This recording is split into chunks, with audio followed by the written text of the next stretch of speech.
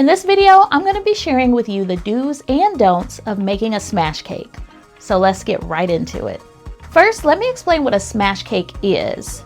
A smash cake is a small cake that is typically given to a child on their first birthday, and is usually consumed during the first birthday party. The smash cake is usually a separate cake just for the child to have, while if there are other children or people at the birthday party celebration, they have a completely separate cake. And you'll see why. And because a smash cake is meant to be a small single-serve cake, that brings us to our first don't, and that's don't make the smash cake too big.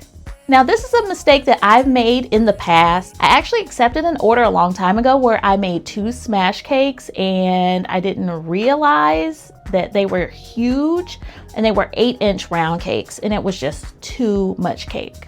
The perfect size for smash cake is actually 4-inch round. It's not too big, and it is the perfect size for little hands. Another really great alternative to smash cake is just to simply give the child a cupcake. I've done this in the past with my children, and that seems to work perfect. If you don't want to splurge or go through the trouble of making a smash cake, giving the child a simple cupcake is a great alternative. Now, this brings me to my second don't, and that is to don't use fondant. Fondant is an edible material that is likened to Play-Doh, but it's rolled out and it's placed over a cake, covering the cake to create this nice, clean background on which to decorate. It's used primarily for aesthetic reasons. I have not come across very many people who actually like to eat fondant, surprisingly. But because fondant is very chewy and rubbery, it can pose a potential choking hazard to a child. So it's best not to decorate a smash cake with fondant.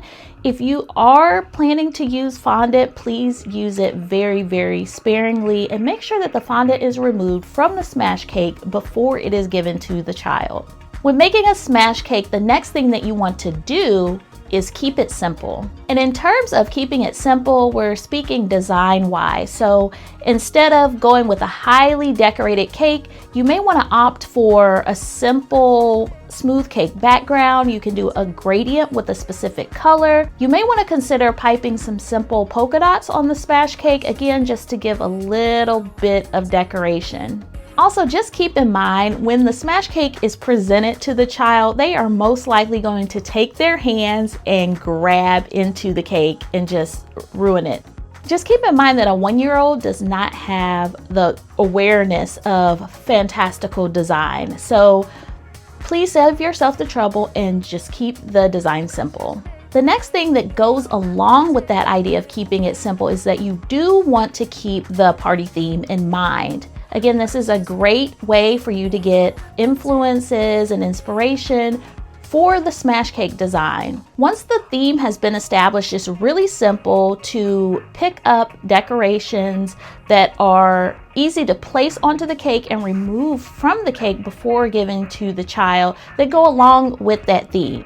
So it's a really great way to add onto the cake to bring some visual interest to it without going overboard. These kinds of decorations can be found in stores like Michael, Joann, even Party City has some great add-on decorations that are based on a theme. Also, there is a ton available online, so be sure to check those out. And this final don't is something that's very important. It has to do with safety, especially in this day and age. And that is, don't post photos of the child with the cake without their parents' permission. And again, this is for online safety. They definitely want to be mindful of things like this. A lot of parents do not even post photos of their children online, so you want to be mindful and considerate of this. Great rule of thumb is always to make sure you get those photos before you make the delivery.